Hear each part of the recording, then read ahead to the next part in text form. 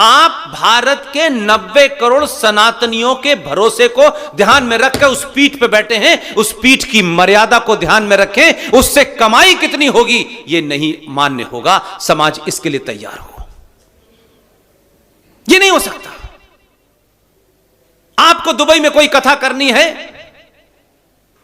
आपका वहां से क्या इंजन है मुझे नहीं पता, मुझे इंटरेस्ट ही नहीं है, लेकिन मेरी भोली भाली महिलाओं को, माओं को, बेटियों को, बहनों को आप मूर्ख न बनाएं। हम आज भी जाने अनजाने, बगैर जाने, क्योंकि हमारे संस्कारों में है, इसलिए आज भी हम ये कहते हैं कि सूरज पे पानी चढ़ाना चाहिए। विदुषी बेला पारिक जी को यह बताना है कि सूरज पे पानी क्यों चढ़ाया जाता है। चाहे आसाम हो, बनारस हो, कश्मीर हो और चाहे आपका तमिलनाडु हो, क्यों कॉपर का लोटा ही हर मंदिर में मिलता है?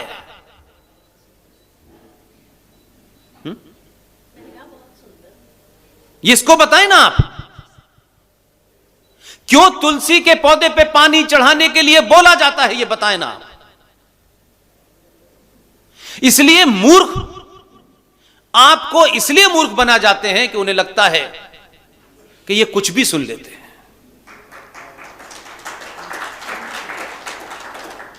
हम अपनी प्रैक्टिस में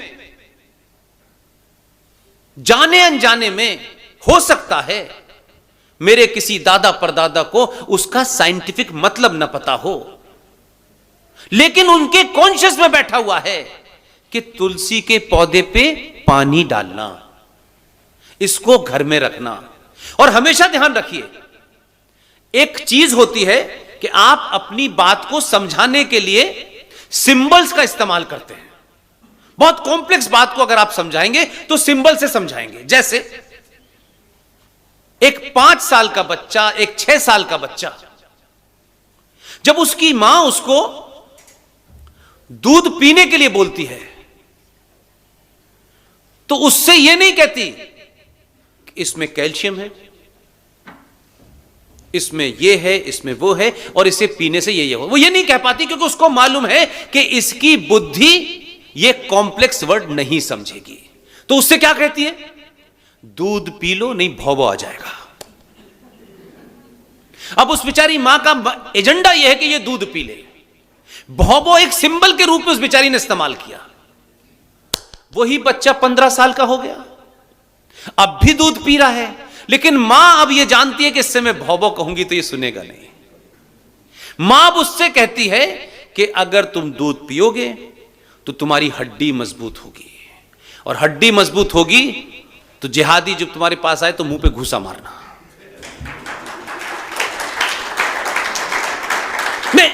मैं सिंपल की बात कर रहा हूं। तुलसी साइंटिफिक पौधा है। जिन जड़ी बूटियों को खोज कर करके चीजें बन रही हैं हमारे यहां, ऐसे ही तुलसी साइंटिफिक पौधा है। उसको चाय में ऐसे ही नहीं डाला जाता। उसे कॉपर के लोटे में हर मंदिर के अंदर जो पानी रखा होता है उसमें 3-4 तुलसी के पत्ते ऐसे ही नहीं डाले जाते कि वो स्वाद में अच्छे होते हैं। इसलिए उसको हम साइंटिफिक तरीके से एक्सप्लेन नहीं कर पाए, कन्वे नहीं कर पाए। तो हमने कहा भाई देखो ऐसा है, इस पे फूल पे पानी चढ़ाना, सुबह सुबह से पानी चढ़ा देना। क्यों चढ़ाना चाहिए? बस हमने ये कह दिया। उसको लॉजिक नहीं बता पाए क्योंकि हम बेचारे इतने बीच में, जो आपका 500-600 साल का जो कालखंड था जिसमें आपकी नालंदा जलाई गई, तो वो बीच का कालखंड कट गया। आपको पता ही नहीं चला कि बीच में हुआ क्या था। वो किताबी आपको नहीं मिल रही, तो आपने उनको सिंबल से जोड़ दिया। इसलिए सुबह कहा कि सुबह सुबह उठना और सूरज को पानी चढ़ा देना। अब वो समझ नहीं पा रहा सूरज को पानी कैसे चढ़ा देना। तो वो बेचारा बच्चा, एक तो सुबह को सूरज के पानी चढ़ाने के लिए उसे उठना तो 5:30 बजे ही पड़ेगा, तभी सूरज को पानी चढ़ाएगा। तो एक तो वो सुबह उठेगा, दूसरे सूरज को पानी चढ़ाने के पीछे की जो थ्योरी है, कॉपर के लोटे में, ये अभी 2009 या 2010 की बात है, जर्मनी में वर्ल्ड वाटर कॉन्फ्रेंस हुई, मैंने उसको अटेंड किया था। उसमें कहा गया कि दुनिया का किसी किस्म का भी पानी कॉपर के लोटे में रखने से वो प्योरीफाई हो जाता है। इसीलिए जब हमारे यहां ये सैनिटेशन का सिस्टम नहीं था, मुझे तो अपनी मां के बारे में याद है, अभी वो जीवित हैं, कि जब भी उस जमाने लोग नाव से सफर करके नदी पार करते थे, ना स्टीमर था ना जहाज थे, तो जब भी वो पास करते थे अंत में जाकर के, मुझे आज भी याद है कि हम लोग अलीगढ़ से चलते थे, आगरा आते थे और एक चंबल रिवर पड़ती थी और उस पर ब्रिज नहीं था, स्टीमर से जाते थे। कि हमारी माँ, हमारी नानी जो थी वो शिवपुरी में थी, तो मेरी माँ देखता था मैं कि वो अपना रूमाल खोलती थी, उसमें से एक सिक्का डालती थी और कहती थी जय गंगे माँ। यह आज तक समझ में नहीं आया, अब समझ में आता है कि कॉपर के सिक्के थे वो नीचे डाले जाते थे ताकि कॉपर का सिक्का और जो उसका रिएक्शन है उससे पानी प्योर कंटिन्यूस चलता रहे। इसलिए हम वहां नहाने भी जाते थे, उसी को पीते भी थे, लेकिन कोई पॉल्यूशन नहीं होता था क्योंकि वो प्योरिफिकेशन कंटिन्यू चलता था। यह अलग बात है कि मेरी और आपकी जनरेशन ने, आज आपको कौन बताता है कि कॉपर का पानी पीना चाहिए? माधुरी दीक्षित बता रही है। देखा है विज्ञापन आपने? तो आपको इतने साल बाद माधुरी दीक्षित का इंतजार था कि वो बताएगी तब आप पिएंगे। आपकी नानी बता रही थी तो आपको लगता क्या यार ये कॉपर का लोटा, ये कुछ स्टाइलिश होना चाहिए। अब क्या होने लगा है कि कॉपर के जग भी मिल रहे हैं और गिलास भी मिल रहे हैं। अब वही करोड़पति आदमी के घर में कॉपर का लोटा भी रखा हो, कह रहे no sir this is scientific. तो ये बीमारी है हमारी। इसलिए जब सुबह सुबह कॉपर के लोटे से आप पानी सूरज की तरफ चढ़ाते हैं तो सूरज जो रात भर, जो आपकी वनस्पति होती है, जो पेड़ होते हैं, रात भर कार्बन डाइऑक्साइड देते हैं, और जैसे ही सूरज की किरण निकलने से पहले ही हल्का सा रोशनी होती है तो वो तमाम पेड़ जितने होते हैं वो सब ऑक्सीजन देते हैं, और उस वक्त उस ऑक्सीजन का सूरज की किरण के साथ मिलन होता है। जब आप सूरज की रोशनी के ऊपर करके यूं करके पानी चढ़ाते हैं तो उसके अंदर से जो रेज निकलती हैं वो आपको एनर्जी देती हैं पूरे दिन के लिए। लेकिन अब हमने कहा लोटा चढ़ा दिया, उसने जाके नहीं चढ़ा। तो चीजों को समझिए, आपसे बड़ा साइंटिस्ट कोई था ही नहीं। आपने बताया कि दुनिया गोल है, लेकिन 2000 साल पहले किसी एक शरीफ आदमी ने कहा कि धरती घूमती है, सूरज नहीं घूमता है। ऐसे करके कोई कानून हुआ है ना, लॉ है ना, कि सूरज घूमती है, धरती क्या घूमती है? बताइए, आप बताइए, धरती घूमती है सूरज की तरफ या सूरज घूमता है धरती की तरफ? या आपने बताया। एक अच्छे बड़े साइंटिस्ट ने यह बात बताई, लेकिन बाइबल में लिखा था नहीं, सूरज घूमता है, और उसका कत्ल कर दिया गया, उसको फांसी दे दी गई 2000 साल पहले। हम 2000 साल पहले नहीं है, हम इस ब्रह्मांड की उत्पत्ति के साथ सनातन पैदा हुआ है, हमारा कोई मुकाबला नहीं कर सकता। इसलिए कंफ्यूजन हमारे यहां नहीं था। उन्होंने उस गैलीलियो को इसलिए फांसी की सजा दे दी कि उन्होंने कहा अरे बाइबल में तो कुछ और लिखा है। सबने मिलकर मार दिया, उन्होंने मार दिया। 1400 साल पहले एक और आए, रेगिस्तान पे ऊंट के ऊपर खड़े होकर खजूर तोड़ने वाले समझदार लोग। उन्होंने क्या काम किया? उनका अरे ये क्या बात कह रहे हो, जमीन तो चपटी है। अब उनकी अकल चपटी है, जमीन चपटी है, अल्लाह जाने। उन्होंने कहा जमीन चपटी है, बताइए। लेकिन उनका कंट्राडिक्शन यह है कि दिमाग में जमीन चपटी है और लिख रहे हैं एक जमीन गोल है। हमने पहले दिन ही कहा कि यह सब कुछ है, हम इसके हिस्से हैं। यह मानव शरीर इस प्रकृति का हिस्सा है। इसलिए हमारे यहां मृत्यु हो जाने के बाद आज भी हम कहते हैं कि हमने पंचतंत्र में विलीन कर दिया। वो 5 तत्व कौन है? वो 5 तत्व आप सब जानते हैं। उन 5 तत्वों में हमारे साथ सिंबॉलिकली क्या जोड़ा? क्योंकि हम सिंबल से लोगों को समझा सकते थे, क्योंकि हमारे पास वो किताबें नहीं थी, वो सब जला दी थी, और कुछ हम लोगों ने पढ़ने की कोशिश नहीं की। आज इस संचार क्रांति में वो चीजें निकल के आ रही हैं।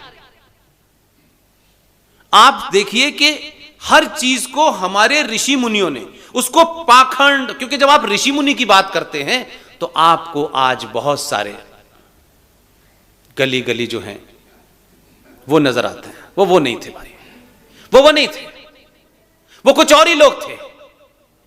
आज भी आप किसी से पूछें कि हमने हर चीज को कितने सिंबल के साथ रखा, ताकि अगर कोई अनपढ़ भी है, यानी अगर कोई उसने एजुकेशन नहीं भी ली है और उसको कोई आध्यात्मिक जानकारी भी नहीं है, तब भी सिंबल से जोड़ दिया। तो क्या कहा कि सूरज को नमस्कार करना चाहिए।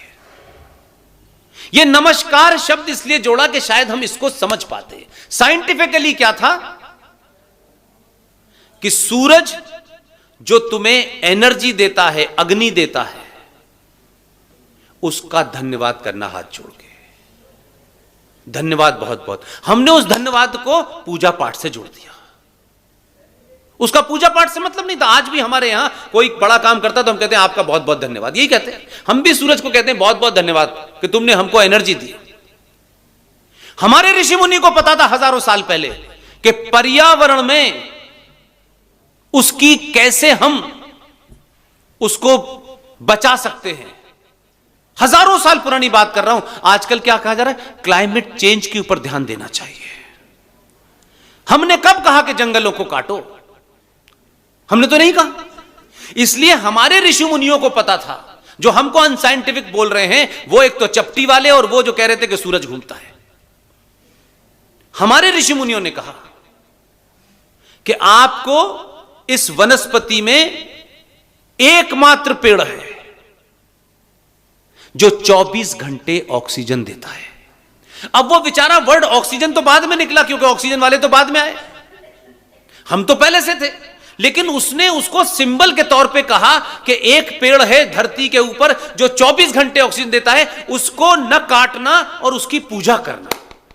और उसको पूजा से इसलिए जोड़ दिया कि मनुष्य की आस्थाएं जब जुड़ जाती हैं तो केयर करने लगता है। जैसे आप कहीं भगवान की मूर्ति रखते हैं तो आप कोशिश करते हैं कि वो पवित्र रहे जगह, साफ रहे जगह। उसको उससे जोड़ा, तब पता चला कि ये पीपल की पूजा हम इसलिए करते हैं कि यही वो वृक्ष है जो 24 घंटे ऑक्सीजन देता है। तो आपसे पूजा करने का सब्जेक्ट उन्होंने जोड़ दिया। पूजा करवाना उनका अर्थ नहीं था। पूजा की तरह आपका इसके प्रति समर्पण हो, धन्यवाद हो। तो उन्होंने कहा कि इस पे एक लोटा पानी चढ़ाना। पूजा के पीछे उनकी मंशा यह थी ताकि गर्मी में, जाड़े में, बरसात में कभी ये प्यासा मरे ना। उसे पूजा से जोड़ दिया। और वो जब आए पाखंडी, उन्होंने कहा अरे बहन, बेटा नहीं हो रहा तुम्हारे, तुम पीपल के पेड़ पे 9 बार कलावा बांधना और 5 लड्डू रोज उसके पेड़ के तने में ठूस देना। 1 साल के बाद पेड़ में कीड़े लग गए, पेड़ खोखला हो गया और गिर गया। बहन के तो जो होना था हुआ, लेकिन उन्होंने उसको कलावा बंधवा दिया, पेड़ के कलावा बांध दिया।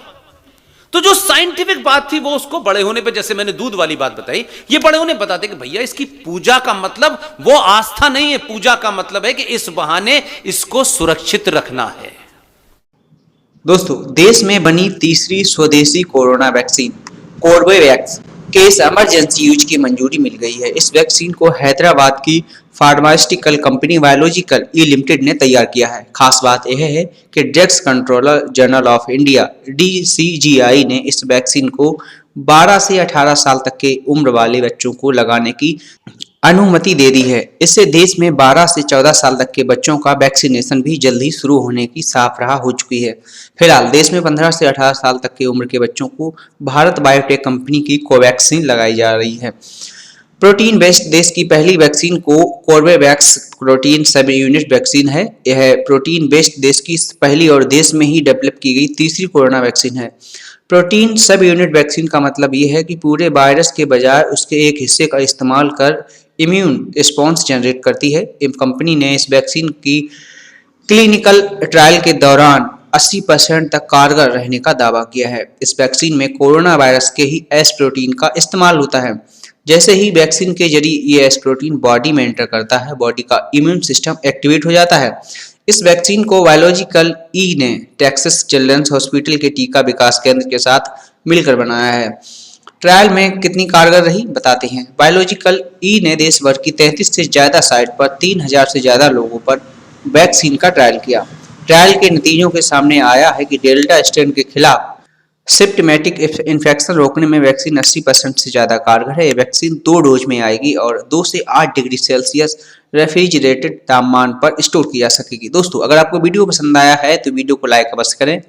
चैनल पर पहली बार आए हैं तो चैनल को सब्सक्राइब करना ना भूलें। मिलते हैं अगली वीडियो में, तब तक के लिए जय हिंद, जय भारत।